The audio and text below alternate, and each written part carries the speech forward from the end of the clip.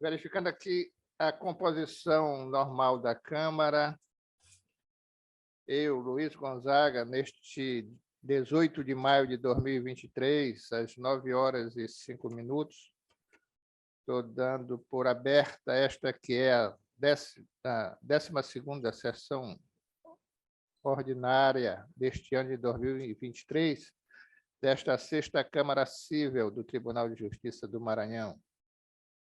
Cumprimentando aqui a presença do desembargador José Jorge. Bom dia, desembargador. Desembargador Douglas Amorim, bom dia. Bom dia, bom dia. Bom dia. Estamos no ponto. Você está muito bonito hoje. Está ótimo, beleza. Bom dia, senhor presidente. Bom dia, desembargador Douglas, doutor Eduardo Daniel, doutora Patrícia, advogados presentes. E bom dia aos que nos ouvem pela Rádio Web. Bom dia a todos, inclusive ao doutor Eduardo Daniel, que também estou cumprimentando nesse ato, o digníssimo procurador de justiça aqui, com assento nesta Câmara. Bom dia aos senhores advogados, doutor Fabiano, doutora Maiane, doutor Raimundo Ivan. Bom dia, excelência. E demais que aqui estão presentes nesta sessão. Sobre a ata da sessão anterior, desembargador José Jorge. Pela aprovação, senhor presidente. Ata aprovada. Não havendo processo extra-pauta, nós vamos aqui dar prioridade àqueles pedidos dos senhores advogados. Senhor presidente, Por não. antes da prioridade, gostaria de encaminhar o adiamento do processo número 9 da pauta. Pode ser que tenha algum. Eu vou fazer o pregão dele, pode ser? Pode. É a apelação civil 000-1588-64-2015. Apelante Super Game Comercial Limitada, advogado Gustavo Araújo Vilas Boas. Apelado Companhia de Saneamento Ambiental do Maranhão, CAEMA. Advogado Mariana Savale Serra Alves e outros. Estou adiando para a próxima sessão, senhor presidente. Então, o processo anunciado pelo desembargador José Jorge está adiado para a próxima sessão, que é o 9º processo da nossa pauta de hoje. Eu também quero informar que o 6º processo da minha relatoria, que é o processo de número apelação 082-34-81-05-2020, foi alterado da pauta presencial para a pauta virtual. Pedido das partes, certo? Ele vai ser realocado na pauta virtual, certo? Esse 6º da pauta. Muito bem. Então, aqui, atendendo aos pedidos de preferência, eu estou verificando que o primeiro pedido é o 9º, que acaba de ter sido adiado, certo? Esse 9º, desembargador José Jorge, foi adiado. Agora eu vejo aqui que tem o 7º processo da minha relatoria. 7º processo da pauta, anunciando, apelação de número 080-3376-39-2019. Aqui o apelante é Expedito Marcos Cavalcante, é o presidente da Câmara Municipal de Codó. Esse caso, o pedido de preferência está sendo feito pelo apelante, aqui no caso representado pela advogada Ana Luísa Martins de Souza. E o apelado é Francisco das Chagas Salazar de Souza. O parecer é pelo desprovimento desse apelo. De acordo, presidente. Parecer mantido pelo digníssimo doutor Eduardo Daniel, procurador de Justiça. Eu verifico. Então, eu vou fazer um sucinto. Ela não está na sala. Estou sendo informado que ela, apesar de ter pedido, não está na sala. Como ela não está, vou fazer um sucinto relatório do caso. Aqui trata-se de uma apelação interposta por Expedito Cavalcante, que, nos autos do mandado de segurança impetrado por Francisco Salazar de Souza contra ato dito ilegal dele, presidente da Câmara Municipal, que foi concedido à segurança pleiteada. Aqui colhe-se dos autos que o impetrante é vereador do município de Codó e foi convidado para assumir a Secretaria Municipal de Esportes, razão pela qual emitiu ofício ao presidente da Câmara comunicado a sua nomeação e solicitando licença da Câmara. O impetrante, ora apelado, exerceu a faculdade do artigo 108 do Regimento Interno e optou pelo recebimento dos vencimentos do cargo de vereador. No entanto, teve seus vencimentos suprimidos pelo apelante, pelo presidente da Câmara, na condição, sob o argumento da inexistência de recurso. Quer dizer, o vereador foi convidado a ser secretário municipal e optou por ficar recebendo pelo cargo de vereador, no que o presidente da Câmara negou sob a alegação de que inexiste recurso para tanto.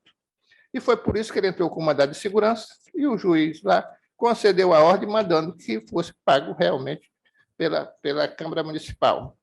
E é sobre essa apelação que o presidente da Câmara está recorrendo, entendendo que não deve a Câmara pagar essa remuneração para o vereador.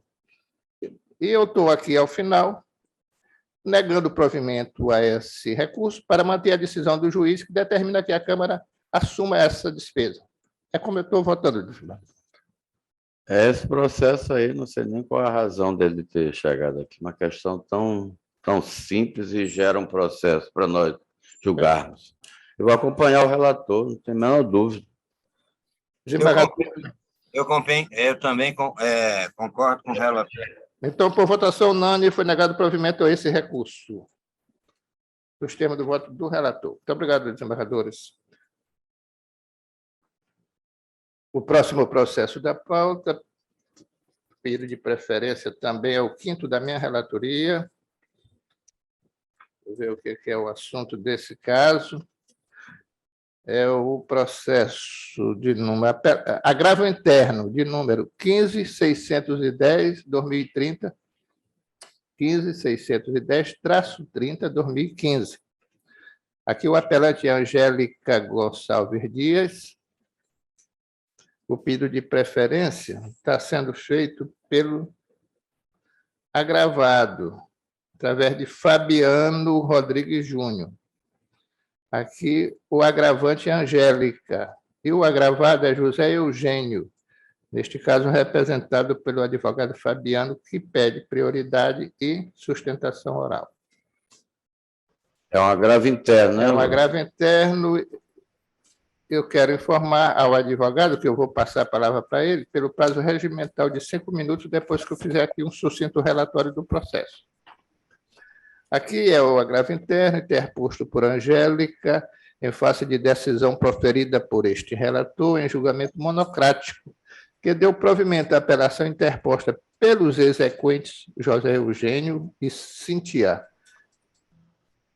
em desfavor da sentença proferida pelo juiz da 15ª Vara Civil da Capital, que nos autos de ação de execução julgou procedente os embargos à execução, reconhecendo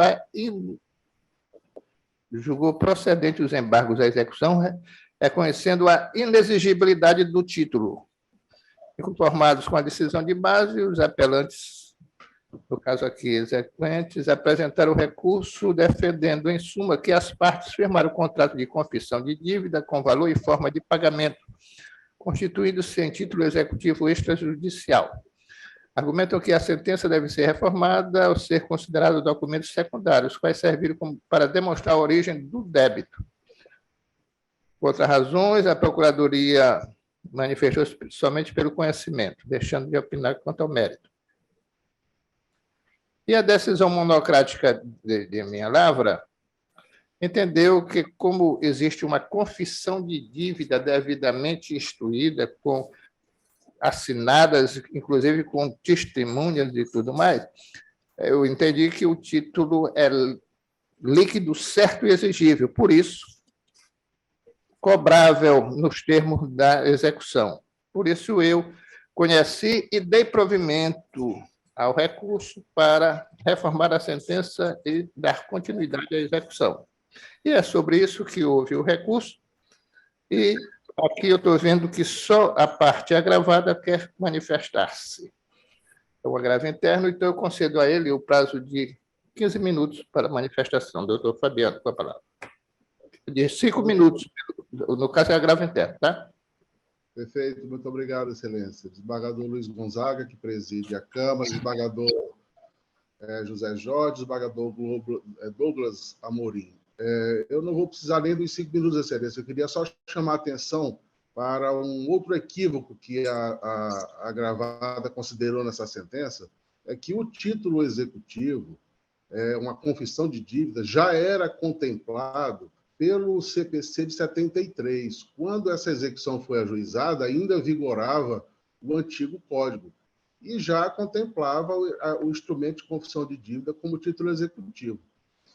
Por ocasião da sentença que julgou procedente os embargos, já estávamos sobre a égide do novo código. E ainda assim a sentença foi proferida com base no CPC antigo, ou seja, a sentença foi proferida com base numa lei caduca, muito embora o novo código tenha ainda ampliado o rol de documentos aptos a serem executados extrajudicialmente. Então, a decisão de Vossa Excelência monocrática, que deu ensejo a esse agravo interno, está absolutamente escorreita e a agravada pede apenas que seja julgado improcedente o agravo interno. Muito obrigado pela atenção de todos. Eu explico só uma coisa aqui, o valor dessa execução, para que os demais membros... Era de R$80 mil em 2015. 2015. Pois não. Então, esse caso aí, desembargadores, realmente existe uma confissão de dívida devidamente assinada, com testemunha, com toda formalizada aquela confissão. Por isso foi que eu dei provimento ao recurso monocraticamente, e aqui, conforme até anunciou agora o advogado da parte agravada, realmente não tem por que alterar essa decisão. Por isso eu estou mantendo a decisão monocrática e negando provimento a esse agravo interno. Desembargador Douglas, por favor. Estou com o relator. Desembargador Jorge. Também acompanho o relator. Bem, muito obrigado pela participação de Vossas Excelências em mais esse caso. O próximo processo do pedido de preferência é o 12º da nossa pauta, da relatoria do desembargador José Jorge, que é a apelação de número 080-3767-25/2021. Aqui o apelante é Fortel, Fortaleza Telecomunicações Limitada. Primeiro apelado é Estado do Maranhão. Segundo apelado, VIC Telecomunicações Mirella. Esse caso está sendo pedido sustentação pela parte apelante, no caso Fortel, através da advogada Mariane Gomes da Rocha. O parecer é pelo desprovimento desse recurso. De acordo, presidente. Parecer mantido, e o relator é o desembargador José Jorge, a quem eu passo a palavra. Senhor presidente, só me confirme, a sustentação vai ser por parte da apelante. Do apelante, Vai haver necessidade de um relatório. Então, traços de apelação interpostas por Fortel, Fortaleza Telecomunicações Limitada, em face da sentença proferida pelo juiz da 7ª Vara da Fazenda Pública de São Luís, que nos autos do mandado de segurança por ela impetrado, denegou a ordem nos termos da sentença e edital. Em suas razões recursais, a apelante sustenta, em síntese, nulidade da sessão extraordinária ocorrida no pregão presencial número 6 de 2021, uma vez que foi realizada pelo pregoeiro minutos depois de suspensa a sessão de abertura do pregão, sem a convocação dos participantes ou aviso prévio, e com a presença de um só dos competidores, no caso a empresa apelada, de maneira que houve violação aos princípios constitucionais, essencialmente da isonomia. afirma que, sendo em controvérsia a nulidade da referida sessão extraordinária, todos os demais atos decorrentes e posteriores desta podem ser considerados nulos e sem efeito, somente o ato do pregoeiro de contraditar o credenciamento já devidamente deferido em sessão de abertura do certame. Pontua a ocorrência de arbitrariedade em seu descredenciamento, posto que declarado em situação completamente ilegal. Sustenta ainda a não violação do item 2.2 do edital por parte da apelante, uma vez que não existe consórcio com outras empresas, de modo que o seu descredenciamento se figurou ilegal. Ao final, requer o provimento do apelo para reformar a sentença, que seja concedida a segurança, por conseguir considerado nulo e sem efeito o seu descredenciamento e todos os demais atos posteriores, contra razões pela primeira apelada e pelo Estado do Maranhão. O parecer da Procuradoria pelo conhecimento e desprovimento do apelo.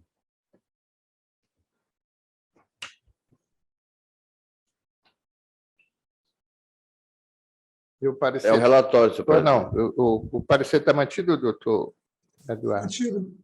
Mantido o parecer, pelo desprovimento. Mantido o parecer, eu estou vendo que a doutora Mariane está a postos, e eu passo a palavra a ela como advogada do apelante pelo prazo regimental de 15 minutos. Obrigado. Bom dia a todos. Cumprimento aqui todos os excelentíssimos membros do Egrégio Tribunal de Justiça do Estado do Maranhão, em especial na pessoa do relator, desembargador José Jorge. Excelências, em apertada síntese, trata-se na origem de mandado de segurança com pedido liminar, que foi impetrado pela Fortel Fortaleza Telecomunicações, em face de ato coator perpetrado pelo pregoeiro da Comissão de Licitação da Secretaria de Governo do Estado do Maranhão, no pregão presencial número 6, cujo objeto é a contratação de empresa especializada na prestação de serviço de internet e de transmissão e recepção de dados digitais entre as unidades do Governo do Estado do Maranhão. Aberta a sessão presencial, o pregoeiro deu início à fase de credenciamento e, após a análise pelo pregoeiro de todos os documentos apresentados pelos licitantes, houve a declaração das empresas que foram devidamente credenciadas e aptas a participar das fases seguintes. Ato contínuo, após a entrega e lacre dos envelopes, o pregoeiro suspendeu a sessão de abertura e designou a continuidade para o dia 26/1 de 2021. Importante frisar que a sessão de abertura ocorreu no dia 21/1 de 2021. Ocorre, excelências, que houve uma nova sessão no mesmo dia, minutos depois, que foi nomeada como sessão anexa, em que tão somente uma licitante, a Wiki Telecomunicações, que posteriormente foi declarada vencedora do certame, de forma que essa licitante ela apontou algumas supostas falhas do credenciamento da hora apelante, que no mesmo dia, em momento anterior, foi analisado devidamente pelo pregoeiro. Não obstante tais alegações suficientemente demonstradas, a sentença foi proferida no sentido de denegar a segurança pleiteada. Assim, e resignada, a Fortel interpôs a presente apelação. Antes de adentrarmos no mérito propriamente, faz necessário salientar, excelências, que é cabível ao Poder Judiciário imiscuir-se acerca de questões administrativas em que houver nítida ilegalidade, com fulcro no que prevê o princípio da inafastabilidade da jurisdição. E é justamente o que se pretende com o presente recurso. No que diz respeito às razões recursais, foram aventadas no recurso sobre a nulidade da sessão, que foi realizada em caráter extraordinário, de forma que deve ser caracterizada como vício insanável. Ora, eventual sessão pública realizada pelo pregoeiro minutos depois de suspensa a sessão de abertura do pregão, sem qualquer amparo legal, assim como sem qualquer convocação dos participantes ou de aviso prévio, e tão somente com a presença de uma licitante, evidencia a violação aos princípios constitucionais, sobretudo aos princípios da isonomia, razoabilidade e publicidade. Ademais, nota-se que a ata da sessão foi redigida como se todos os licitantes estivessem presentes. No entanto, no campo das assinaturas, somente consta a assinatura da empresa Wiki Telecomunicações, que foi posteriormente declarada vencedora do certame. É evidentemente inaceitável que, depois de encerrada a sessão de credenciamento, o pregoeiro, mais uma vez reforço, sem qualquer respaldo legal, realize sessão com a presença de uma licitante, ocasionando prejuízo aos licitantes e, por conseguinte, à administração pública também, que, em detrimento ao interesse público, deixou de contratar possivelmente uma proposta mais vantajosa por ato provocado pelo acometimento de uma nulidade. No que tange ao descredenciamento, consoante posto na ata da sessão contínua, a empresa Wiki Telecomunicações alegou que a apelante apresentou documento no qual se presume regime de consórcio entre a empresa Fortel Telecomunicações e a R Telecomunicações, no qual constam CNPJs distintos ou divergentes, afirmando que isso pode incorrer em violação ao item 2.2 do instrumento convocatório. Em contrapartida a essas alegações, é imprescindível ressaltar que elas possuem tão somente quadro societário semelhante. Reforça que o consórcio, assim como definido pelo artigo 278 da Lei 6.404, não tem personalidade jurídica, de forma que as consorciadas somente se obrigam, nas condições previstas no respectivo contrato, respondendo cada uma por suas obrigações individualmente, sem presunção de solidariedade. Assim, o mero fato de uma pessoa jurídica compor o mesmo quadro societário não configura consórcio de empresa. Isto posto, ainda que as empresas Fortel Telecomunicações e a R Telecomunicações tivessem participado do certame em comento, ilegal seria a decisão da administração pública em descredenciá-las por suposto regime de consórcio, haja vista que não há óbice na lei que rege o procedimento licitatório em comento, que é a lei número 8.666. Com efeito, não há que se falar em violação ao subitem 2.2 do edital, vez que as empresas não compõem em regime de consórcio. Além disso, no caso em deslinde, é importante reforçar, a empresa AR Telecomunicações sequer participou do certame. Desse modo, diante de tudo que foi exposto, pugna-se pelo provimento do recurso de apelação, a fim de reformar a sentença recorrida, para que seja concedida a segurança e, por conseguinte, considerado nulo e sem efeito o seu descredenciamento, e todos os demais atos posteriores, retornando-se o processo ao status quo antes. Muito obrigada e um bom dia a todos.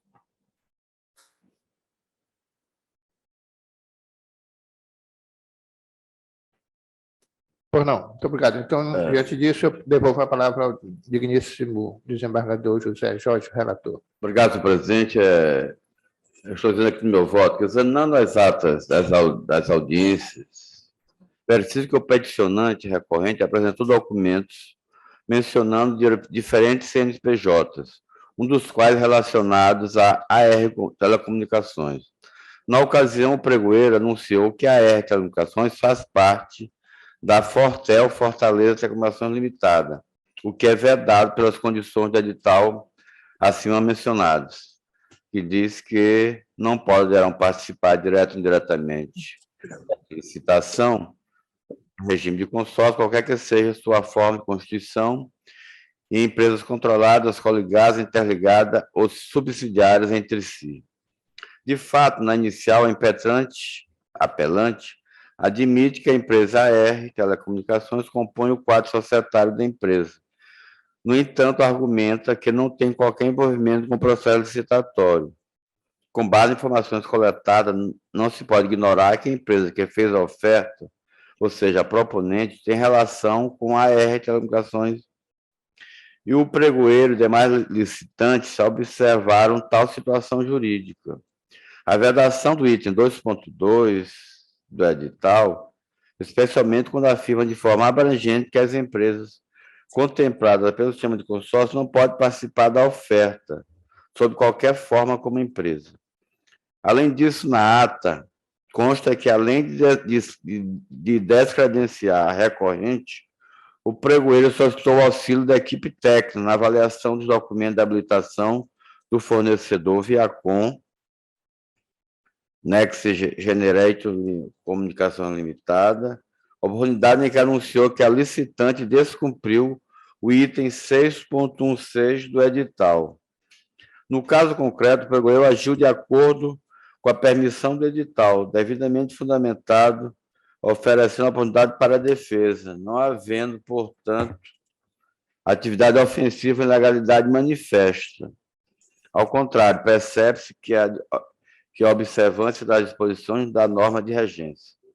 Assim, entende não deve não ser dever do judiciário intervir em questões administrativas, sob pena de violação do princípio da separação dos poderes, uma vez que a administração agiu de forma racional e proporcional. Sobre o assunto, a jurisprudência pátria é instrutiva, que eu vou deixar de fazer a leitura. Outros sim foram as 3 atas das sessões a respeito do pregão presencial, 2 delas no dia 21/1 e a última em 26/1. A impetrante questionou a segunda reunião ocorrida no dia 21/1, às 10h50, enquanto que a primeira ocorreu às 10h20. De fato, o tema tratado na ata em anexo, sem a presença da impetrante, foi exposto na sessão do dia 26, a qual a impetrante teve pleno conhecimento, além de outras questões relacionadas à habilitação das licitantes. Não obstante a irregularidade anunciada, não se vislumbra, no caso, prejuízo recorrente, visto que, na sequência, precisamente no dia 26, foi realizada nova sessão que abordou os temas tratados na ata suplementar, notadamente a respeito do descredenciamento da impetrante. Então, senhor presidente, por essas razões, eu estou de acordo com o parecer do Ministério Público, conhecendo e negando provimento ao apelo, mantendo irretocada a sentença. É como eu voto, senhor presidente. Muito bem. E o desembargador Douglas, por favor.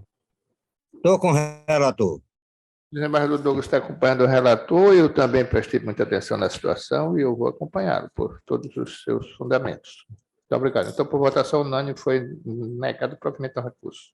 Muito obrigado, doutora Mariane. Até a próxima. Muito obrigada. Bom dia a todos. Bom dia a Bom todos. dia. O próximo processo de pedido de preferência é o 10º da pauta, também da relatoria do desembargador José Jorge, que é apelação de número 081-4242-54-2020.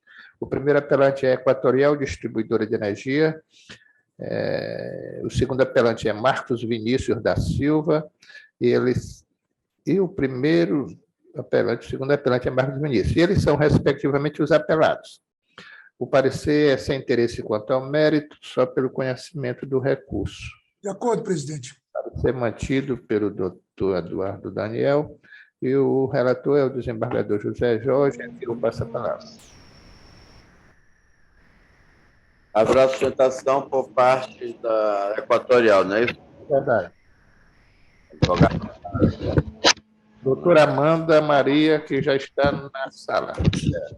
Então, trata-se de recursos interpostos por Equatorial e Marcos Vinícius da Silva, em face da sentença proferida pelo juiz da segunda vara civil de Imperatriz, que na ação declaratória de inexistência de débito pedido de indenização por danos morais, julgou parcialmente procedentes os pedidos. Diz o juiz, diante do exposto, julgo parcialmente procedente para declarar a inexistência dos débitos discutidos nos presentes autos, nos valores de R$ 1.201 e R$ 900, condenar o réu ao pagamento em dobro das 2 parcelas adimplidas no termo de parcelamento de dívida, cujo valor em dobro corresponde a R$ 370, sobre o dano material da vencida juros de mora, condenar o requerer o pagamento importante de R$ 5.000 a título de danos morais, que deverá ser acrescido de juros moratórios. Essa sentença, a Equatorial apela, aduzindo que a demonstração da irregularidade da medida do consumo não registrado devido ao advento adotado com base na resolução Daniel, entre outros argumentos, requer ao final conhecimento e provimento do recurso para formar a sentença.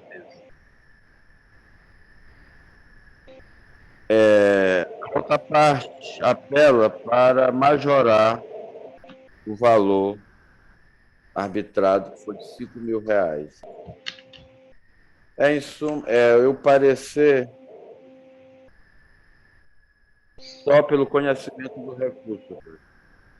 De acordo. Eu estou aqui passando a palavra para a advogada da Equatorial. Pode ser? Com a palavra a doutora Amanda pelo prazo regimental. Bom dia a todos. Cumprimento o nobre presidente da Câmara, o emérito relator, os doutos desembargadores, o ilustre representante do Ministério Público e demais presentes. O presente recurso tem como objetivo reformar a sentença que condenou a recorrente em indenização por danos morais no valor de R$ 5.000 e declarou a inexistência dos débitos discutidos no presentes autos. Alega em síntese a autora que sofreu uma multa. No entanto, o CNE, equivocadamente entendido pelo juízo e pela apelada, seria uma multa, não é. Isso porque a multa possui um valor fixo e tabelado e visa punir uma conduta ilícita, enquanto o valor de CNR, consumo não registrado, varia a depender do lapso temporal no qual perdurou a ilegalidade, portanto, de caso a caso, e visa necessária recuperar a receita. Excelência, diante dos fatos narrados na exordial, diferentemente do que alega a recorrida, o corte, no dia 5/10/2020, ocorreu em razão de fatura atual de consumo e não de fatura de CNR. Explico. O corte de fornecimento de energia levado a termo na conta-contrato da parte recorrida foi realizado em razão da existência de 2 faturas de consumo mensal de energia elétrica e que foram inadimplidas, relativas à competência dos meses 8 de 2020 e 9 de 2020, que foram devidamente reavisadas à parte autora, mas que não foram pagas e se encontravam vencidas na data do corte, em 5/10, e que somente foram pagas após o corte, em 6/10. Acontece que, após o pagamento das citadas faturas de competência dos meses 8 e 9 de 2020, a parte recorrida solicitou a religação. No entanto, ainda existia débitos em abertos, conforme confessado pela própria recorrida, referente à fatura de CNR e referente à fatura de consumo atual da parte recorrida. Como o próprio recorrido disse, o mesmo possuía débitos inadimplidos junto à recorrente, referente à fatura de consumo não registrado e referente especificamente à fatura de competência 12 de 2017 de consumo mensal de energia. O juiz de piso, ao declarar a inexistência dos débitos da fatura de CNR, ele informou, entendeu que seria necessário a realização de perícia no medidor. No entanto, já até o entendimento da nobre corte, que a derivação encontrada nos autos, na conta-contrato da autora, depende, não é necessária a realização de perícia, tendo em vista que a derivação não ocorre no medidor em si, mas e sim externamente. Ademais, a recorrida recebeu a carta de notificação, foi entregue a carta de notificação, a mesma encontra-se assinada pelo autor, pelo recorrido, e ainda assim foi dado o prazo para apresentar a carta de defesa e não foi apresentada a carta de defesa, ou seja, o débito era existente, a parte tinha ciência do débito e assim optou em nada fazer e em deixar o débito em aberto. No tocante aos parcelamentos, importa esclarecer que o recorrido, por livre e espontânea vontade, compareceu à sede da recorrente e solicitou e realizou o parcelamento da fatura de CNR e do consumo mensal de energia que estava em aberto. Diante dos fatos, feitos tais esclarecimentos, especificamente no tocante à desnecessidade de realização de perícia técnica no medidor, tendo em vista que a irregularidade não era no medidor em si, mas sim em fios externos, pugna pelo conhecimento da apelação e o provimento para reformar a sentença de base e afastar a condenação em danos morais e que seja declarada a legalidade da fatura de CNR e da fatura de consumo em comento. Agradeço a vossas excelências, finalizando assim a sustentação. Bom dia a todos. Doutora Amanda, eu devolvo a palavra ao relator. Obrigado, senhor presidente. A composição dos autos, vou ler aqui uma parte do emento. Verifica-se que o autor alegou na exordial que foi surpreendido ao receber 2 faturas de energia elétrica e perceber que a cobrança do mês de janeiro de 2018 estava em desacordo com a realidade média de consumo, R$ 1.201, e a fatura de abril de 2018 era referente a um suposto consumo não registrado. Informou ainda que, em virtude das mencionado débito, houve a suspensão do seu fornecimento de energia elétrica A concessionária, apesar de confeccionar o termo de ocorrência e inspeção em 25/10/2017, não acostou aos autos outros documentos que comprovassem que seguiu os procedimentos elencados pela Resolução 414 da ANEEL, ou seja, notificação do consumidor acerca das respectivas cobranças. Assim, a prova técnica produzida pela empresa não foi submetida ao crivo do contraditório e ampla defesa, portanto, é absolutamente ineficaz para atender a sua pretensão. Como já decidido reiteradamente por esta Corte de Justiça em casos semelhantes, que trata a alegação de desvio de consumo do medidor, prevalece a presunção de que o consumidor de energia elétrica não é um fraudador. Essa condição somente deve ser afastada com provas irrefutáveis em sentidos contrários. Constatou-se ainda que houve o corte indevido de energia, vez que os débitos do autor seriam em 2018 e o corte se deu em 2020, sem notificação do consumidor quanto à suspensão da energia. E nessa linha aí, senhor presidente, eu estou desprovendo ambos os recursos, mantendo a sentença. É como eu voto, resumidamente. Bem, eu, desembargador Douglas. Eu voto com o relator. Realmente, nesse caso, não teve. A Equatorial não trouxe a prova que é elétrica. Por isso, eu também vou acompanhar o relator. Negando provimento a ambos os recursos. Obrigado, doutor. Obrigado, doutora Amanda. E a senhora também está inscrita para o próximo processo, que é o 11º da pauta. Sim, excelência. Apelação de número 080-2800-70-2019. Aqui o apelante também é Equatorial de Energia. E o apelado é Jurandir da Costa Oliveira. O parecer também é só pelo conhecimento, sem interesse quanto ao De acordo, presidente. parecer mantido. Com a palavra o desembargador José Jorge. Senhor presidente, aqui nesse caso, aqui a Equatorial, né? Apela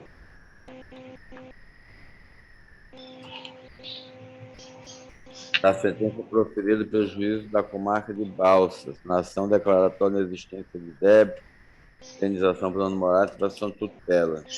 Ele julgou procedente expedido da inicial. A Equatorial, ela aduz contra o licenciamento de defesa, já visto o julgamento antecipado da LIDE. E eu estou votando nesse sentido, entendendo que houve uma decisão surpresa por parte do juiz, acolhendo a preliminar de licenciamento de defesa, a nulidade, reconhecer a necessidade de produção de prova. Eu estou cassando a sentença e determinando que os autos retornem ao juízo de origem para que seja instruído e nova sentença seja prolatada. Acho que não havia necessidade, doutora Amanda. Então, o senhor está dando provimento para anular a sentença. Para anular a sentença. E o desembargador Douglas? Eu acompanho totalmente. Eu também estou acompanhando, aqui apoiando, aqui não foi dada a oportunidade de defesa, né? Cerceamento de defesa. Então, eu estou acompanhando também o relator, pelo provimento do recurso. Obrigada a todos. Bom dia, bom trabalho. Obrigado, doutora Amanda. Até a próxima. O próximo processo do período de preferência é o 8º, também da relatoria do desembargador José Jorge, é um embargo de declaração de número 1492-15/2016. Aqui o embargante é Gregório Miranda e Ronenes Ribeiro. O embargado é Raimundo Monteiro de Oliveira. Nesse caso, é só um embargo de declaração, não teve manifestação ministerial. Eu concedo aqui a palavra ao desembargador, relator José Jorge. Senhor presidente, haverá sustentação, né, nesse caso? Por parte do... Foi pedido pelo doutor Antônio Vieira, mas também não compareceu. Porque regimentalmente ele teria 5 minutos para falar sobre os embargos. Então, eu vou fazer a leitura Doutor, o Antônio Vieira está aqui. É porque está no meu nomezinho. Ah, o Antônio Vieira. Tá certo. Maiara Carolina. Então, ele... Ele tá aqui no meu nickzinho. Então, tá bom. O Antônio Vieira se manifestará na hora oportuna. Então, trata-se de embargo de declaração aposta por Gregório Rodrigues Miranda e Ronendes da Rocha Ribeiro contra o acórdão que negou provimento ao recurso de apelação, consequentemente mantendo a sentença de base que julgou procedente o pedido contido na petição de início para declarar a propriedade do imóvel objeto presente lida em favor do senhor Raimundo Monteiro de Oliveira. Declarou nulidade do contrato de concessão de direito de superfície, número 59, condenou os requeridos, ora embargantes, a pagarem ao autor de danos morais importante de R$5.000, se de juro contado do evento. Em suas razões acusadas, a parte embargante alega ocorrência de omissão e contradição no acordo embargado, pois a fundamentação vai de encontro aos documentos que comprovam a validade do contrato de concessão do uso de superfície com o poder discricionário do Executivo Municipal de conceder a exploração do imóvel, com base no artigo 4º e 5º, ambos da Lei 520/2016, quiçá decisão judicial atentatória ao dispositivo do artigo 19 da Constituição Federal. Com base nessas razões, pugna pelo conhecimento e provimento do recurso para ser sanados isso, aplicando os efeitos infringentes com a manutenção dos embargados na posse do imóvel. É o relatório, senhor presidente. Pois não. Então, eu passo a palavra ao advogado, doutor Antônio Vieira, pelo prazo de 5 minutos. Ilustres desembargadores, é de suma importância só um pequeno esclarecimento que consta nesse processo. O juiz de primeiro grau foi feliz ao aplicar a sentença. A ilustre Câmara do presente tribunal, sabiamente, com base na documentação acostada e depoimento de testemunha, também foi muito feliz em negar provimento ao recurso de apelação.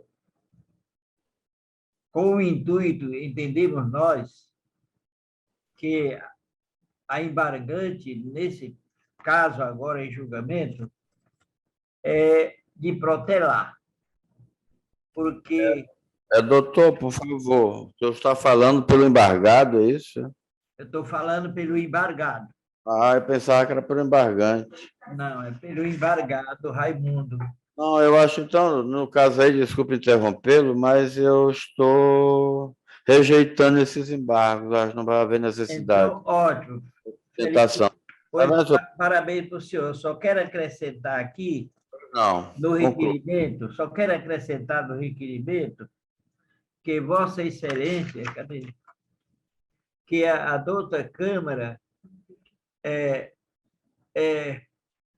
requer também a condenação do embargante ao pagamento de multa que importa 2% do valor atualizado da causa, com fundamento no artigo 1026, parágrafo 2º do CPC, visto tratar-se de recurso manifestamente protelatório. Requer também ainda a condenação da parte adversa ao pagamento de honorários advocatícios de sucumbência, diante da improcedência do recurso de apelação, uma vez que não foram arbitrados no acordo anteriormente apreciado por Vossa Excelência e julgado. É o pedido que temos nesse momento. Prosseguimento. Antônio, muito obrigado. Eu devolvo a palavra ao relator. Senhor presidente, eu vou indeferir esse pedido com relação a essa multa, porque eu não estou entendendo que esses embargos são meramente protelatórios. Por isso que eu estou só rejeitando e mantendo a decisão embargada em todos os seus termos.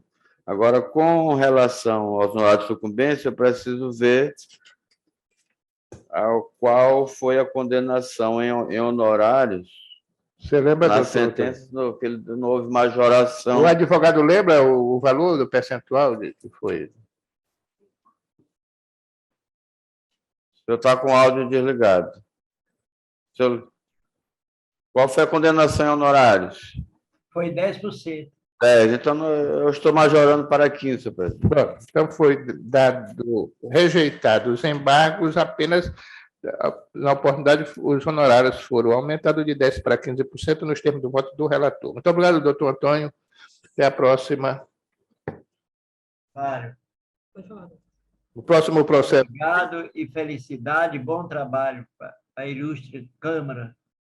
Muito obrigado, doutor Antônio. O senhor também seja feliz. O próximo processo é o 13º da pauta, apelação de número 080-98-37-34-2016. O apelante aqui é V.S. Pereira. Está escrito para falar pelo apelante, doutora Luciana Saldanha. E o apelado é HSBC, Banco Múltiplo. O parecer é só pelo conhecimento. De acordo, presidente. Parecer mantido, não é? Doutor Eduardo? Sim, de acordo com você. Parecer mantido. A doutora Luciana Saldanha já está a postos para fazer a sua sustentação. Então, eu passo a palavra ao desembargador José Jorge. Trata-se de apelação civil interposta por V.S. Pereira contra a sentença proferida pelo juiz da 14ª Civil da Comarca de São Luís, que nos autos da ação, com pedido de declaração de existência de relação jurídica, com danos e pedido de urgência, ajuizado por V.S. Pereira de favor da HSBC Bank Brasil, Banco Múltiplo, julgou parcialmente procedente os pedidos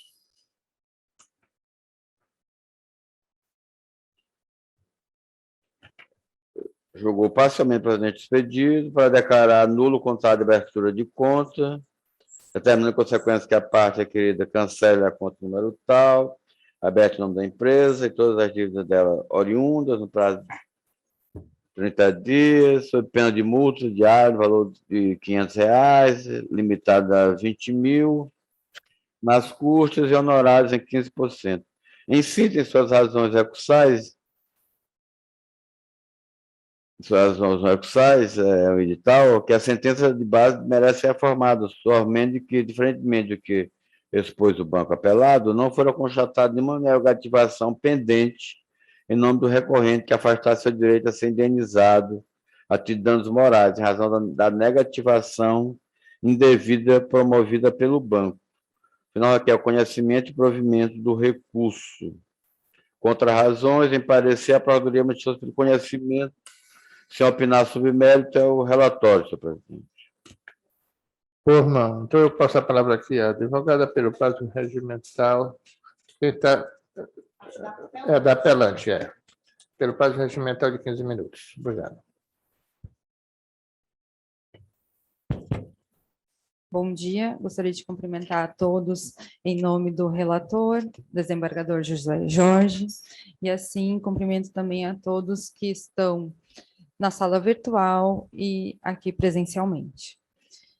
Excelências, este processo é um caso, então, de inclusão indevida no rol de devedores, devido a uma conta aberta fraudulentamente e negativada por essa razão. Durante o curso processual, fora feita perícia, né, muito bem constatada com o laudo que a assinatura não era do proprietário da empresa, né? Então, tendo em vista estas provas, o julgador, então, de primeiro grau, decidiu por declarar nula a conta corrente e, assim, seus débitos, determinando, então, a retirada dos rolos dos devedores. No entanto, a apelada juntou aos autos uma suposta consulta nos órgãos negativadores, indicando que a apelante estaria negativada pelo Banco Bradesco, na mesma época. No entanto, na consulta juntada na exordial pelo apelante, se comprova que ele estava negativado somente por HSBC. E se comprova, inclusive, no ID 19857760, que no final do ano de 2015 houve a compra do HSBC pelo Banco Bradesco. Então, o que se alegou é que essas negativações não eram negativações de uma conta ou de uma dívida do Bradesco, e sim uma migração da dívida que pertencia ao HSBC, teve a negativação pelo SBC e foi comprada pelo Bradesco, e assim fora supostamente negativada novamente. No entanto, o apelante demonstra no processo que não estava negativado pelo Bradesco. Então, em réplica, se impugnou o referido documento, indicando que isso teria sido uma migração e uma consulta interna do banco, demonstrando essa suposta negativação. Por esta razão, o juiz, então, de primeiro grau, declarou nula a conta corrente, assim como os débitos, porém, não concedeu danos morais à empresa apelante, indicando a súmula 385 do STJ como inscrições pré-existentes. Porém, resta claro que, se a inscrição for concomitante e também for indevida, ela não retira o direito de indenização.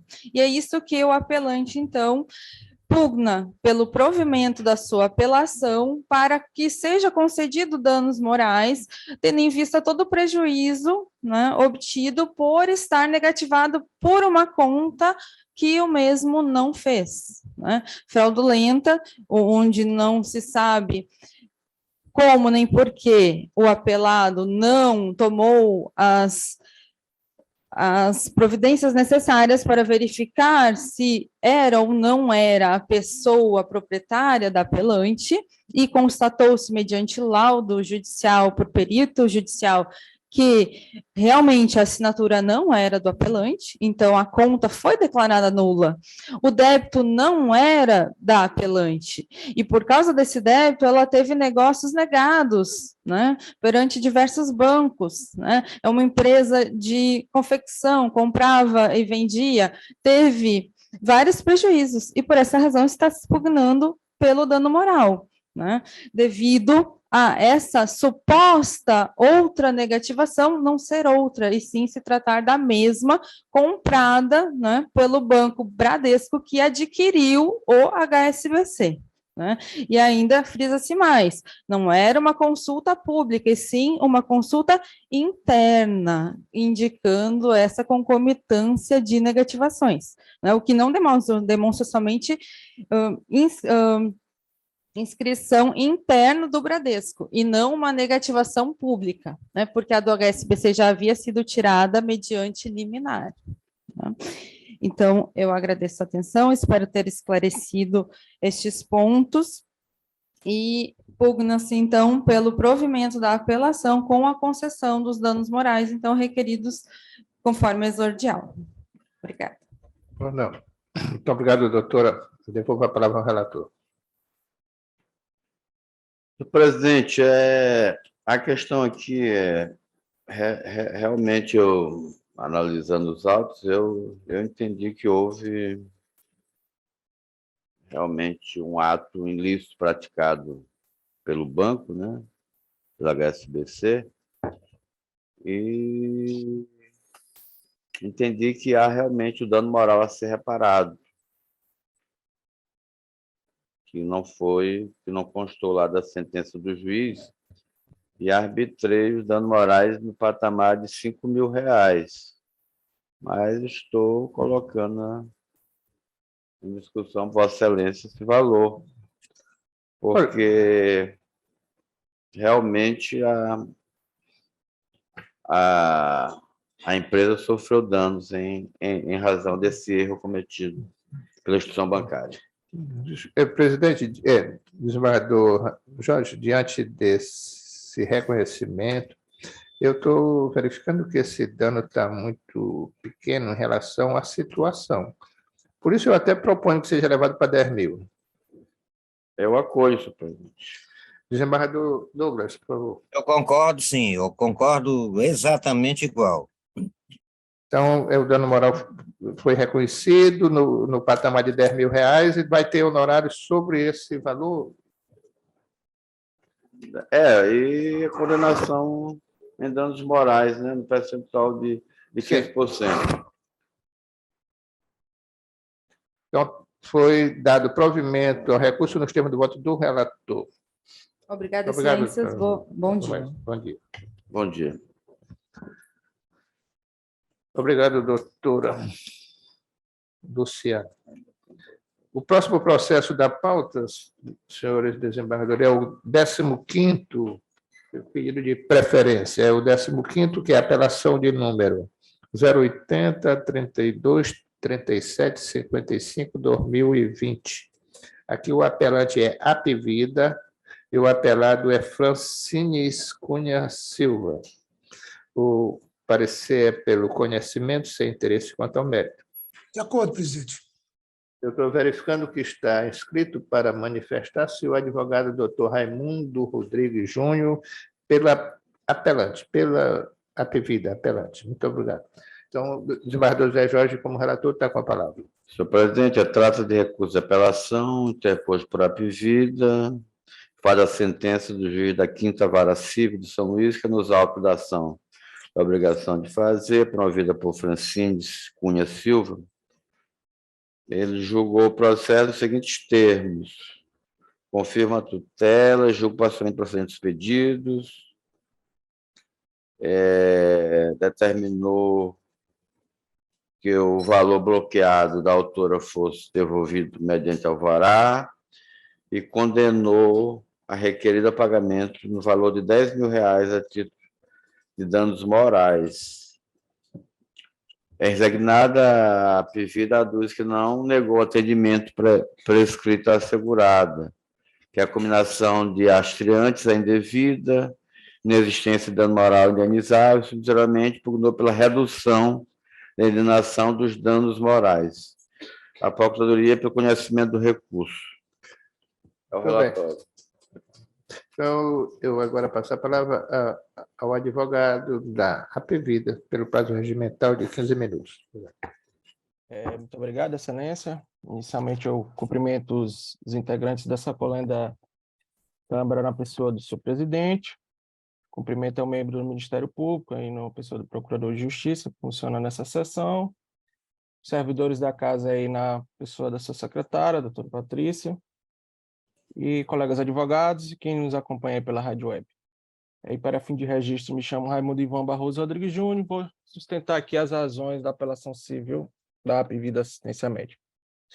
Excelências, que trata-se de uma apelação civil que busca reformar a sentença lá da 5ª Vara Civil, que condenou a Apvida a custear um procedimento cirúrgico para a beneficiária, e mais danos morais, e também teve uma condenação referente às assistentes por um suposto descumprimento de uma decisão judicial.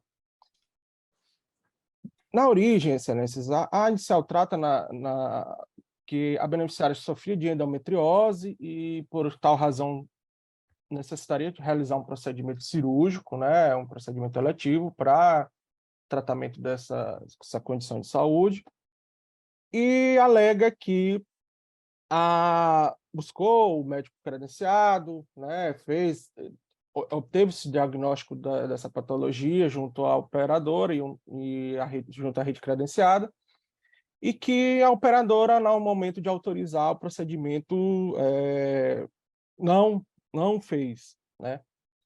E ingressou no judiciário, pleiteando uma medida liminar para que se fizesse esse procedimento, e obteve a decisão lá na origem, né, determinando uma decisão liminar para que se custeasse esse procedimento. O ponto fulcral aqui dessa demanda, excelências, reside no quê? Se houve ou não a negativa desse procedimento. O primeiro ponto que a gente chama a atenção é que se tratava de um procedimento eletivo, né? E não um procedimento de urgência e emergência, conforme disposto no artigo 35C da Lei 9.656.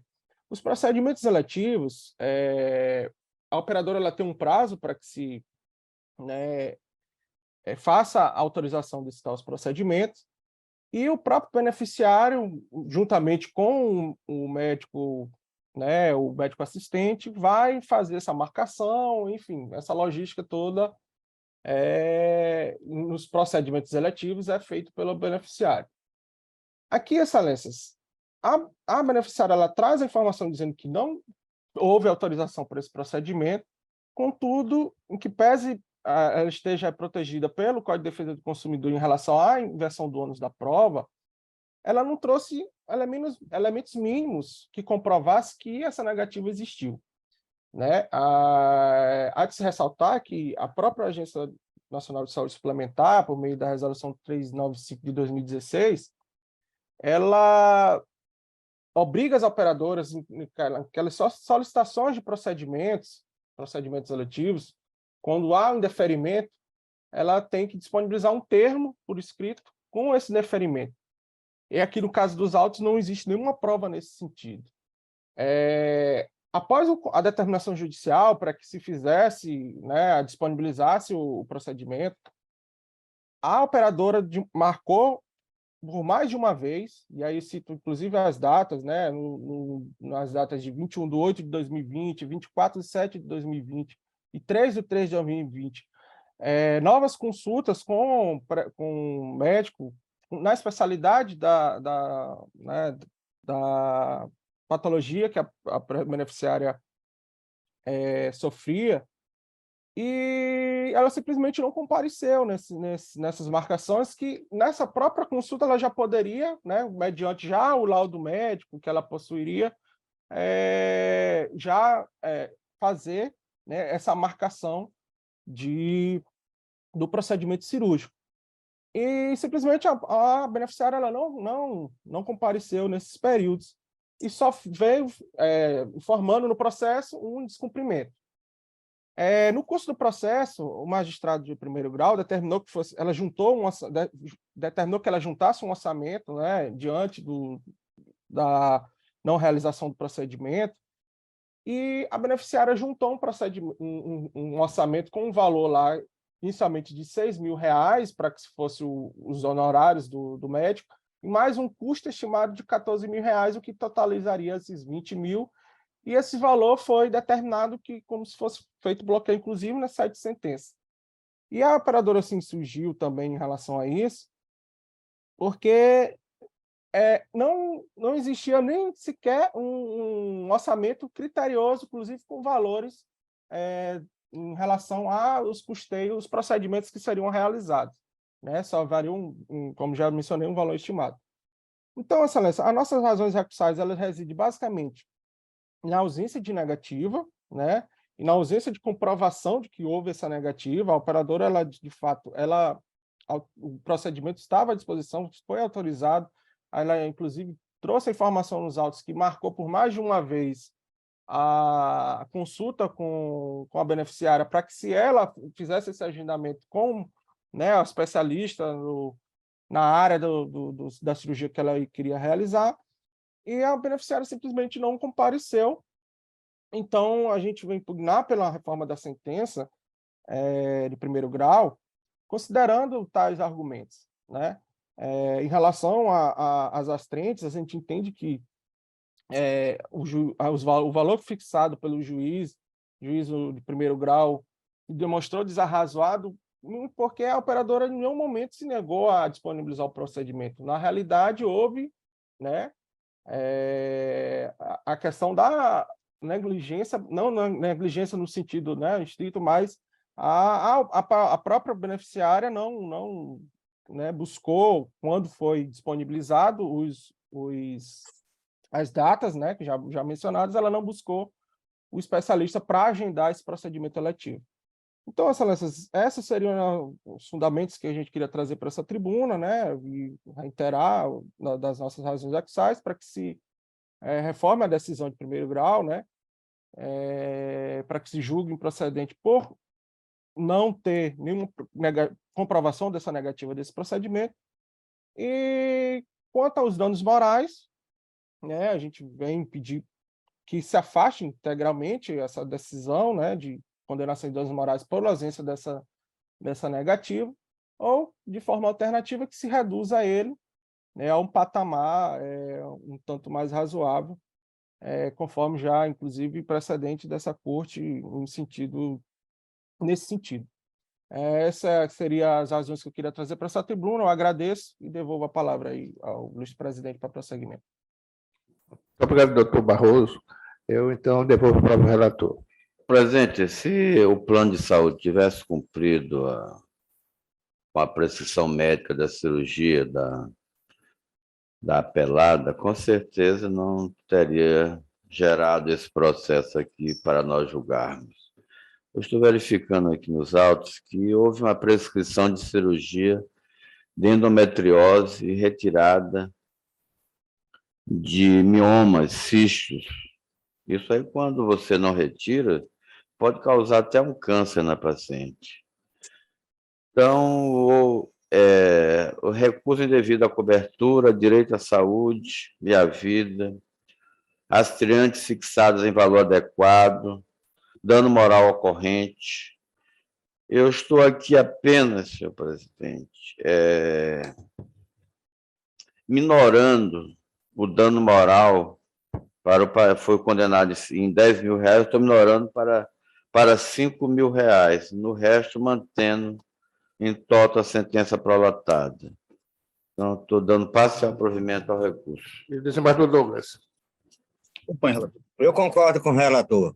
Também entendo que está muito justa aí a medida tomada pelo desembargador relator em minorar e reconhecer o dano. Por isso, eu estou acompanhando também, nos termos do seu voto. Muito obrigado, doutor Raimundo. Até a próxima. Agradeço, excelência. Tem mais um aí também. Vou aguardar. Eu estou inscrito em mais um outro, que é o quarto, é o próximo processo. Vou lá. Da relatoria do doutor Douglas, é o quarto, é apelação de número 083-3872-53-2019. O apelante aqui é Ultrassom Serviços Médicos Limitada, o apelado é PGSM, representado por Paulo Afonso e Teliane Martins. O relator é o desembargador Jorge Jorge e o parecer é pelo desprovimento desse recurso. Relator do desembargador Douglas, né? O relator do desembargador Douglas, é verdade. De acordo, presidente. O parecer está mantido pelo doutor Eduardo Daniel e o doutor Douglas, como relator, está com a palavra. Quero dizer que está inscrito para manifestar-se pelo apelante o doutor Raimundo Barroso. Você pode fazer o relatório, gente. Está sem som do desembargador Douglas. Senhor presidente, tratam os autos de ação de indenização promovida pelo menor PGSM, representado por seus pais, em face do Hospital Guarás, sob alegação de falta de prestação de serviço médico de urgência. Alega o autor que, após ter engolido um parafuso, foi levado ao hospital demandado para atendimento médico de urgência, momento em que foi confirmada a presença do objeto através de exame de imagem.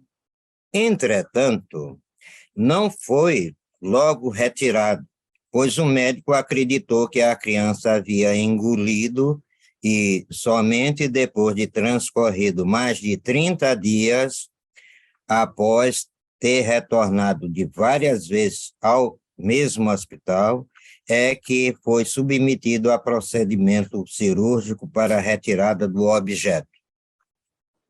Por conta disso, manejou a presente ação alegando ocorrência de dano moral, requerendo a condenação do hospital ao pagamento da respectiva indenização, o que veio a ser acolhido pelo juiz de primeiro grau.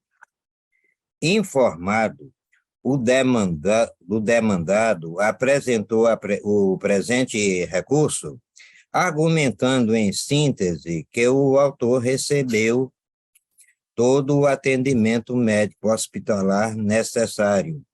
E, embora o primeiro exame realizado tenha detectado a presença de um corpo estranho no organismo do menor, após a realização de novos exames, o objeto não fora localizado, razão pelo qual os médicos decidiram liberá-lo, não havendo que se falar em erro médico, tampouco em falha da prestação de serviço. Após apresentada contrarrazões, a Procuradoria-Geral de Justiça juntou seu parecer conclusivo, ou seja, conhecimento e desprovimento do recurso. É o relatório. Muito bem. Então, eu passo aqui a palavra ao advogado doutor Raimundo Barroso, pelo prazo regimental de 15 minutos, para manifestar-se. Pronto, Excelência, agradeço mais uma vez, renovo meus cumprimentos, e é que faço na pessoa do seu presidente, cumprimento também o membro do Ministério Público, servidores, aí para fim de registro, Raimundo Ivan Barroso Rodrigues Júnior, advogado inscrito na OAB do Maranhão, 11.579, vou sustentar aqui as razões da apelação civil da ultrassom serviço médico. Excelências, aqui, como já bem mencionado pelo ilustre relator do desembargador Douglas, o beneficiário deu entrada lá no nosocômio com a indicação de que havia engolido um corpo estranho e fez um exame de imagem que seria um raio-x e identificou que estava com esse corpo estranho.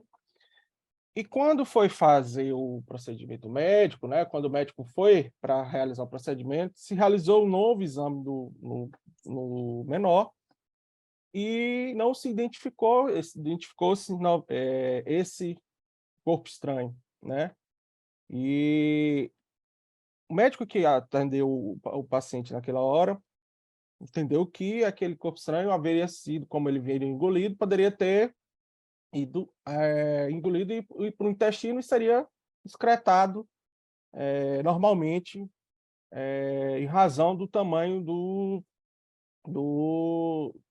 objeto que o menor havia engolido. Após novas idas do menor, foi realizado outros exames de imagem, inclusive com endoscopia, que é um exame que vai lá no estômago do paciente, e não se identificou, inclusive foi juntado a prova nesse sentido, do relatório médico, que não, os médicos que fizeram o exame, outros médicos, não aquele próprio médico que deu atendimento inicial, e não se identificou logo as outras vezes que o menor deu entrada no nosocômio, não se identificou esse objeto. E aí, após alguns dias, novamente ele deu uma nova entrada e aí sim verificou-se o objeto e aí se realizou o procedimento cirúrgico para fazer essa extração. Então, excelências, aqui as nossas razões recursais ela reside no fundamento básico de que o corpo médico que tem autonomia, para indicar os tratamentos, enfim, realizou todos os procedimentos necessários, inclusive por exames de imagem, e quando identificou, a segunda vez a localização do objeto, é que se indicou a realização do procedimento para a sua extração.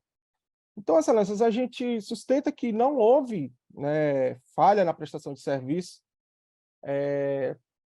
porque o menor ele realizou exames de imagem, inclusive o exame de endoscópio, que é um exame que é invasivo, e nesse exame não se identificou objeto naquele momento do exame.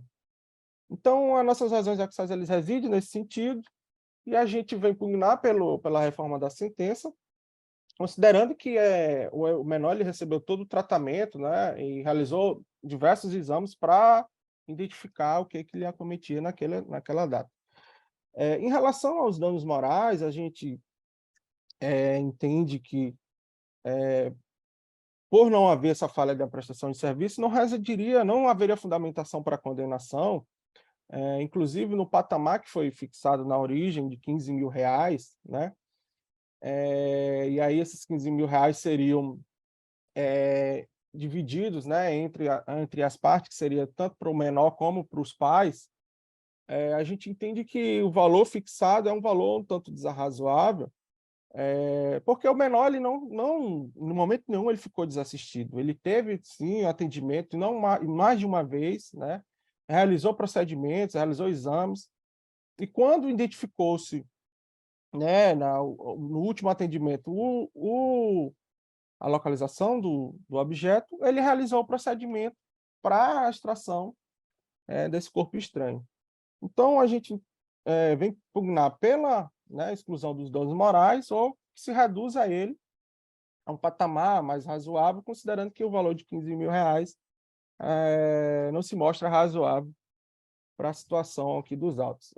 Essas seriam aqui as razões que eu queria trazer nessa tribuna, e encerro a minha sustentação agradecendo a oportunidade, mais uma vez, e devolvendo a palavra aí ao ilustre presidente para prosseguimento. Muito obrigado.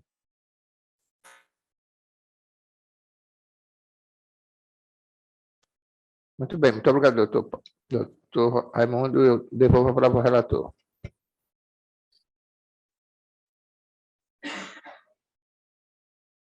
Inicialmente, destaco que a presente ação é regida pelo Código de Defesa do Consumidor. Eis que o autor e réu se encontram nos conceitos trazidos pelos artigos 2º e 3º, de modo que o critério de responsabilidade, responsabilização civil é o objetivo. Dessa maneira, incumbe ao autor comprovar tão somente a conduta do demandado, o dano e o nexo causal entre ambos.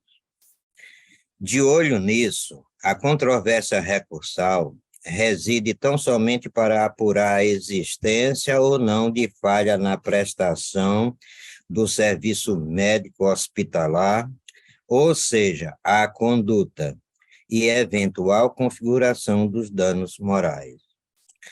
Os documentos juntados nos autos dão conta que o autor, após ter engolido um parafuso, foi levado ao hospital demandado para atendimento médico do objeto através de exame de imagem.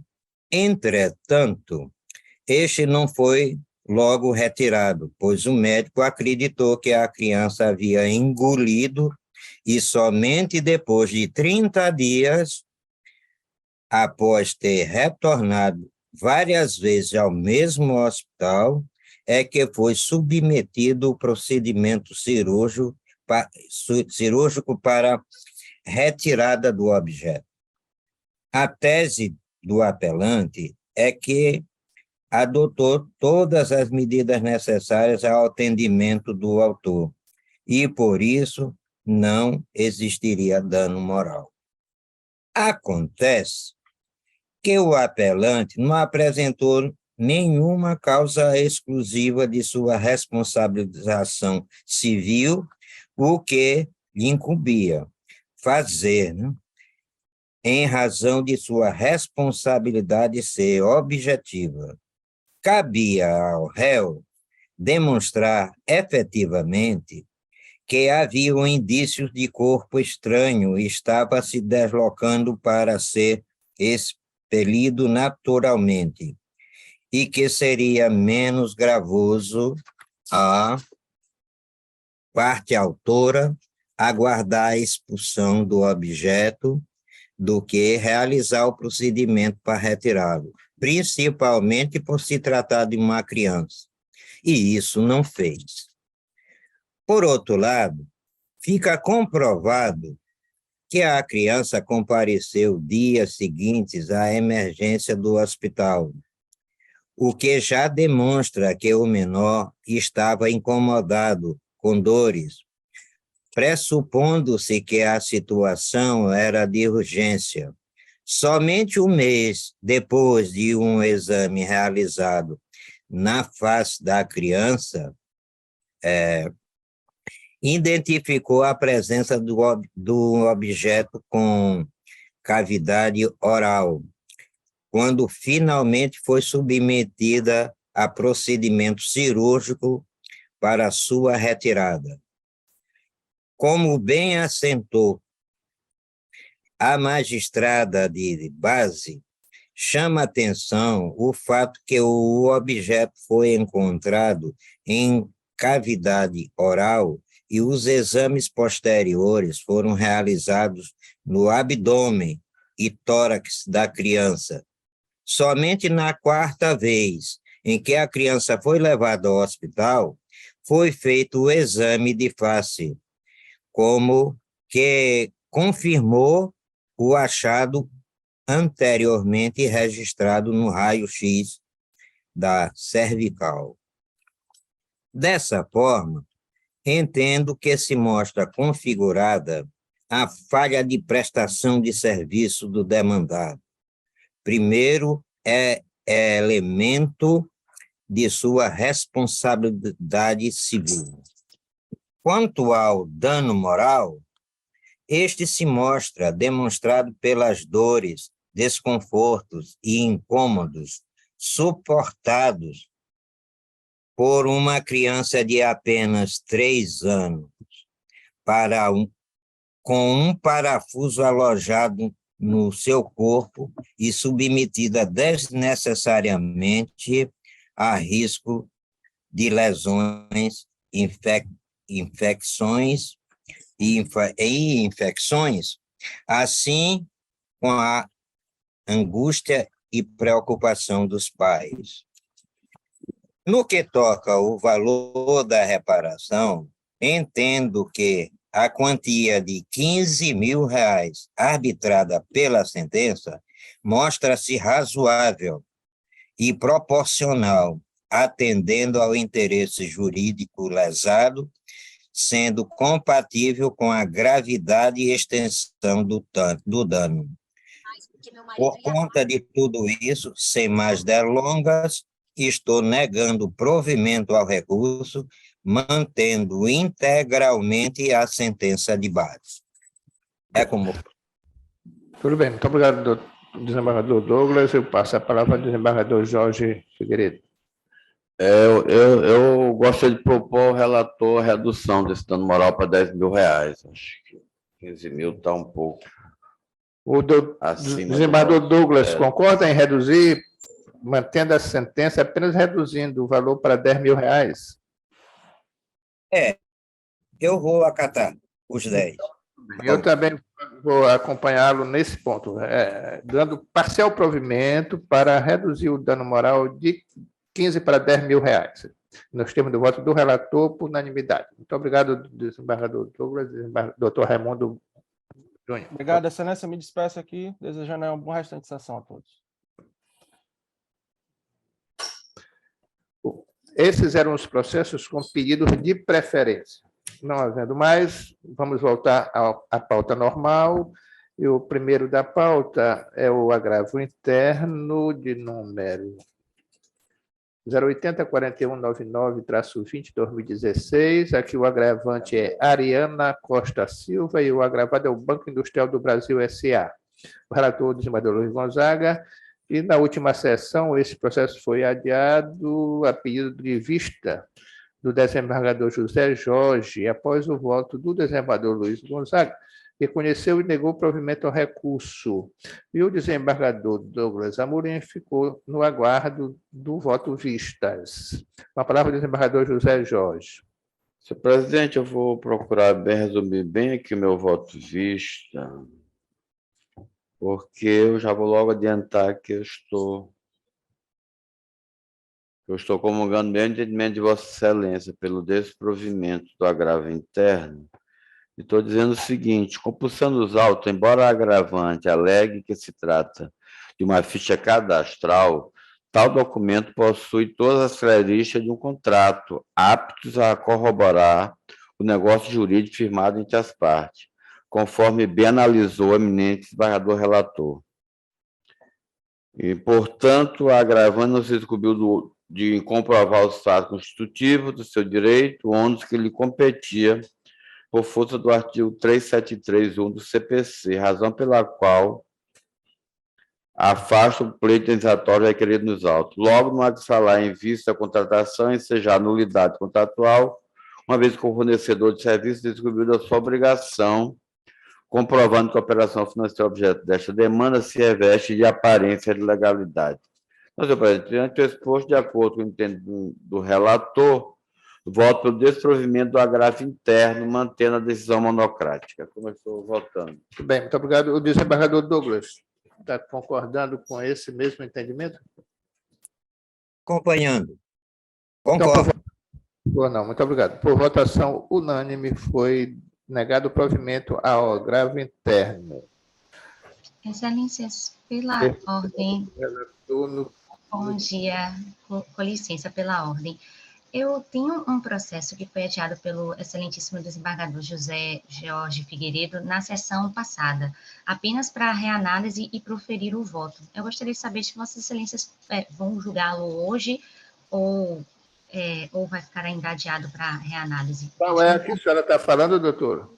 Pronto, eu tenho um número aqui, excelência. Foi da sessão do dia 11, é o 080 17 73 dígito 97, 2021. Tá bem, vai ser julgado daqui a pouco pelo desembargador relator. Está na ordem, daqui a pouquinho. Tá certo. Eu vou aguardar. Obrigada, excelência. Então, anunciei o primeiro processo, que foi negado o provimento por unanimidade. Agora, o segundo processo da pauta é a apelação de número 082-4538-29-2018. Aqui o apelante é Diomar Bezerra Lima. Os apelados são Fazenda Santa Inácia e outros. O desembargador Luiz Gonzaga é o relator, e essa sessão do dia 11/5 foi adiado o julgamento para hoje, a pedido de vista do desembargador José Jorge, após o voto do desembargador Luiz Gonzaga, que conheceu e deu provimento ao recurso, acompanhado pelo desembargador Douglas Amorim. Então, o desembargador José Jorge está com pedido de vista, está com a palavra. Obrigado. Senhor presidente, inicialmente eu vou pedir excusa a Vossa Excelência da necessidade de eu ler o meu voto visto por inteiro, já que o mesmo está no sentido contrário, estou divergindo. No presente caso, na sessão do dia 11 de maio de 23, pedi vista dos autos para melhor entender o cerne da questão. Na espécie, verifico que a controvérsia gira em torno de ação à execução de título executivo extrajudicial, cuja sentença combatida julgou pela improcedência dos pedidos contidos na exordial, por considerar que o contrato de prestação de serviços advocatícios não preenche as formalidades exigidas pelos artigos 783 e 784.3 do CPC, por não estar revestido de certeza, liquidez e exigibilidade. Por primeiro, devo analisar a alegada legitimidade dos sócios da empresa já extinta, Fazenda Santa Inácia, FISA. A alegação essa que não merece prosperar, tendo em vista que a execução foi manejada contra uma pessoa jurídica já extinta e os terceiros interessados, André Leite Medeiros e Pedro Maluf Frota, na qualidade de ex-sócios da empresa, agiram como terceiros interessados, conforme preconiza o artigo 119 do CPC, tendo em vista que qualquer decisão sobre o caso em tela tem um condão de afetar diretamente seus interesses jurídicos, econômico e social. Como mencionado, a empresa FISA foi extinta de forma regular e se encontra baixada na Junta Comercial do Estado do Maranhão. Todavia, é eminente o risco de uma decisão que alcance o patrimônio dos ex-sócios acima referidos, levando em consideração os argumentos do exequente apelante, o que poderá induzir o juízo a erro. Logo, sua legitimidade de ingresso e manifestação do presente feito é medida que se impõe. Destaco a extinção da referida empresa ocorreu no ano 2017, segundo as regras legais pertinentes, com baixa definitiva, e a execução do contrato honorário somente foi manejada em 2018, o que já tornaria de plano inapropriada a apresentação da execução, por falta de pressupostos de validade e condições de ação, o que de plano já ensejaria a extinção da ação sem julgamento do mérito. Aí eu trago uma vasta jurisprudência sobre essa matéria. Eu vou poupá-los da leitura. Superada essa questão, passo a examinar o ponto relativo ao próprio mérito da execução, qual seja a validade do título executivo. Com efeito, o Código de Processo Civil tem norma cristalina que disciplina os requisitos que justificam a execução do título de crédito extrajudicial. Aí o artigo 783 e o 784 elenca quais são esses títulos extrajudiciais. Nesse trilhar, a questão posta nos autos é de simples conclusão, ou seja, basta analisar se o contrato apresentado preenche os supracitados requisitos. Em caso, como verificar que o suposto título executivo, o qual o exequente, ora apelante, pretende executar, se trata de contrato de prestação de serviços advocatícios, contrato esse que se amolda à previsão legal do artigo 784, inciso 3º do CPC, o documento particular assinado pelo devedor e por duas testemunhas.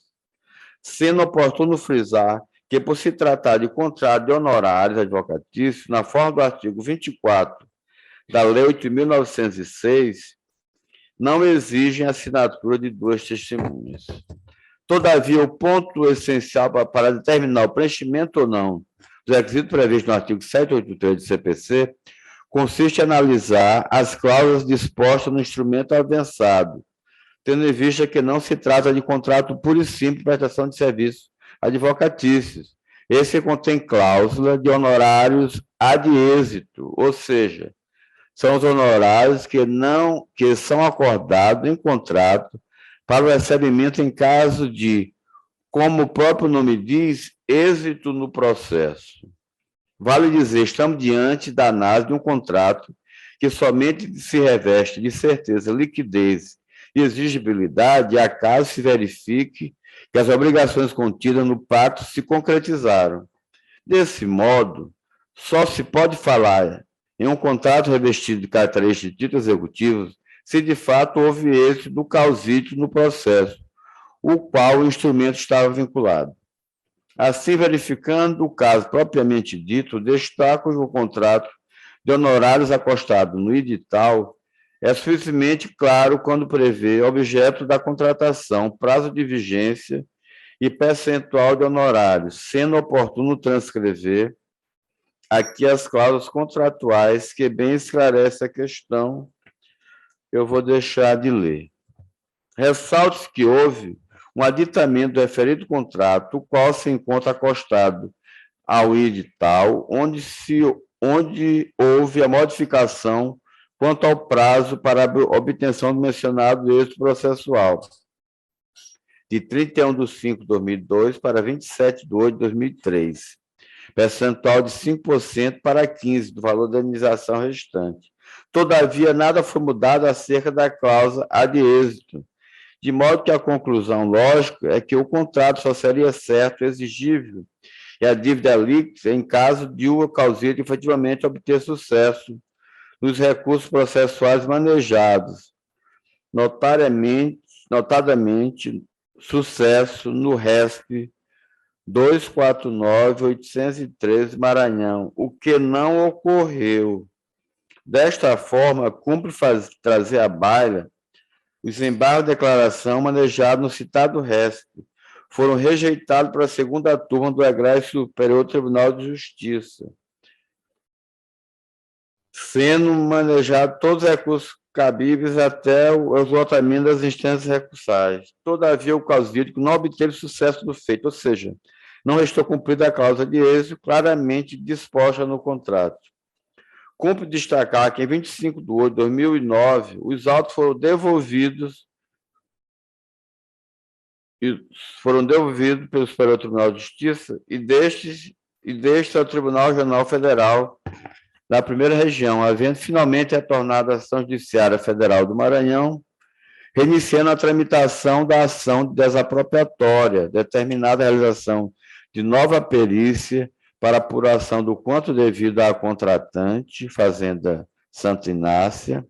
Desta feita, a ação conduzida por outra sociedade advocatícia, qual seja, Ivaldeci Mendonça, que desta vez obteve êxito na ação. Logo, fica evidente que o contrato que o recorrente pretende ver executado não se traduz em título executivo, pelo simples fato de não possuir certeza, liquidez e exigibilidade, pois não cumpriu a causa de êxito, bem como não cumpriu o prazo estabelecido para tanto. Como se exigiu o cumprimento de um contrato em que o contratado não adimpliu com a obrigação pactuada. Segundo disciplina no artigo 476 do Código Civil Brasileiro, nos contratos bilaterais, nenhum dos contratantes, antes de cumprir a sua obrigação, pode exigir o implemento dado outro. É exatamente o caso destes autos. Se o apelante não cumpriu a cláusula de êxito, como pode-se julgar no direito de exigir alguma contraprestação? Ademais, a cláusula 4ª no contrato dispõe que, no caso de não cumprimento integral do serviço, ora avançados, a contratante não terá nenhuma obrigação para com o contratado. Logo, não há como se considerar válido o título executivo diante da ausência dos requisitos necessários. Conforme brilhantemente pontuou o julgador de base na sentença combatida, o título executivo é nulo, visto que não se reveste de certeza, liquidez e exigibilidade.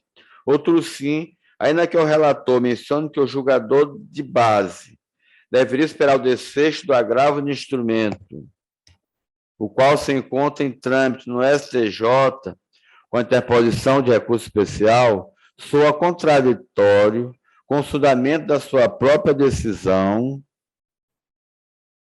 voto condutor do acordo objeto do RESP, onde o relator consignou que, ademais, o deferimento da tutela de urgência não vincula o entendimento do magistrado para a sentença.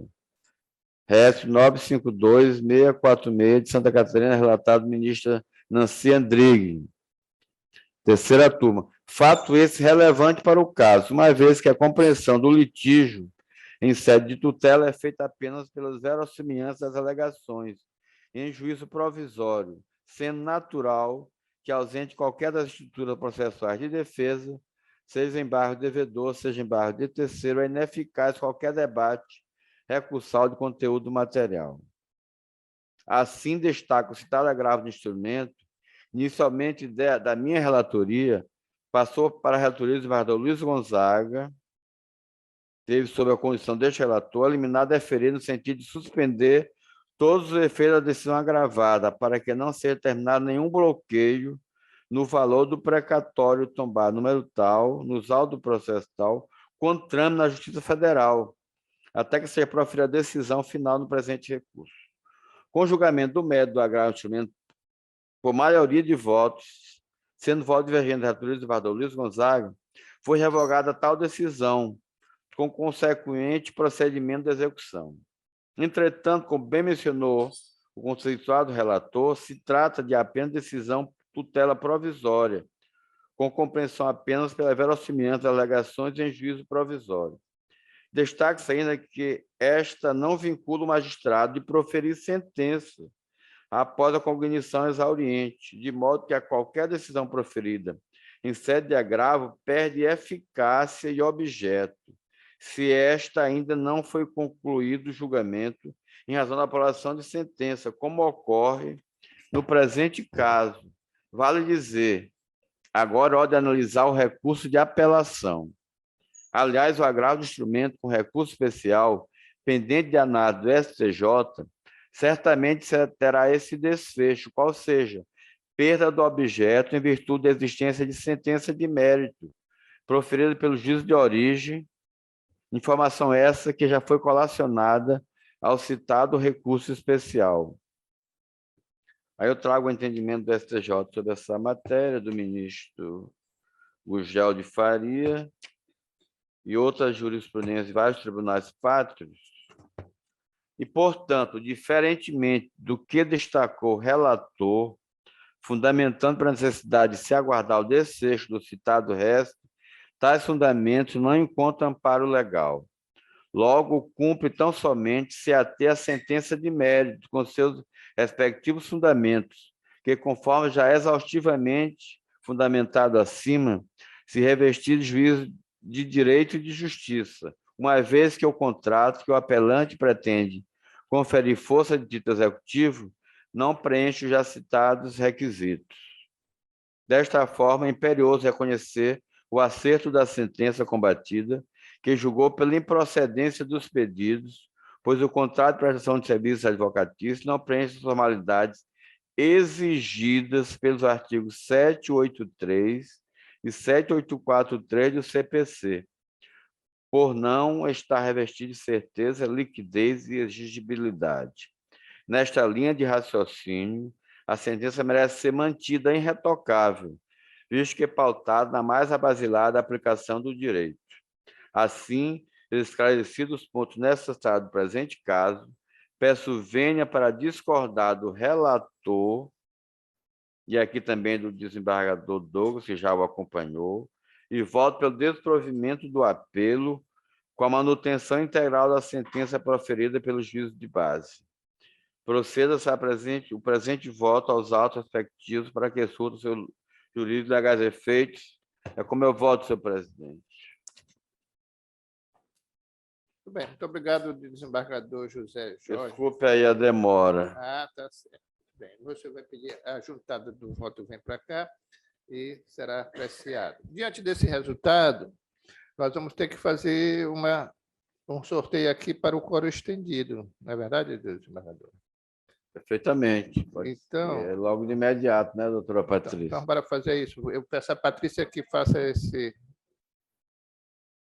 Primeiro aqui, que a Patrícia, secretária, está me trazendo, pelo que já foi feito, é a desembargadora Maria Francisca Galberto de Galiza, irá compor esse coro, junto com o desembargador Antônio José Vieira Filho. Então, esses dois serão convocados para, na data oportuna, apresentar os seus votos também nesse caso. Diante disso, vamos dar prosseguimento com o terceiro da nossa pauta de hoje, que é o processo de número 080-177397-2021. Apelante, Arlene Viana dos Santos. Apelado, Banco Itaú Consignado S.A. O relator é o desembargador José Jorge e o parecer da doutora Lise Brandão é pelo desprovimento. Senhor presidente, meu voto está de acordo com o parecer. Eu estou dizendo aqui sentença improcedente, negativação devida, inadimplência constatada e exercício regular de direito, dano moral não configurado, sentença mantida pelo desprovido. O desembargador Douglas. De acordo com o relator. Eu também estou de acordo com o relator. Por votação unânime, foi negado o provimento a esse recurso. Obrigada, excelências. Um bom dia e bom trabalho a todos. Muito obrigado, doutora. O próximo é o 14º processo, que é a apelação de número 083-98-20-44-2017. Aqui o apelante é Rejana Araújo Rodrigues. O apelado é Clínica Dentária do Trabalhador. O relator é o desembargador José Jorge, o parecer é apenas pelo conhecimento, sem interesse quanto ao mérito. Aí também não vai haver sustentação, né, senhor presidente? Não, senhor. Eu estou dizendo aqui na ementa, mesmo estando-se diante de uma relação de consumo na qual cabe a aplicação da solidariedade objetiva aos prestadores de serviço, na forma esculpida no artigo 14 do CDC, temos a considerar que tal objetividade limita-se a afastar a necessidade de comprovação de culpa para a realização do dever de indenizar, mas não dispensa a demonstração da ocorrência da ação ou omissão, do dano e do nexo de causalidade entre a ação, omissão e o dano. acertada a sentença primeva no que reconheceu a indolência da autora em acostar aos autos prova suficiente da conduta ilícita da ré, descumprindo assim a regra comezinha de distribuição do ônus probatório, constando do inciso 1º do artigo 173 do CPC. Eu estou aqui dizendo que não houve falha na prestação de serviço odontológico, por ausência de comprovação da ação ou omissão, do dano e do nexo causal, improcedência da ação, sentença mantida, recurso desprovido, senhor presidente. Tudo bem. E o desembargador Douglas, por favor. Eu concordo com o relator. Negando o provimento ao recurso, então, por votação unânime, que eu também concordo. Foi negado o provimento ao recurso.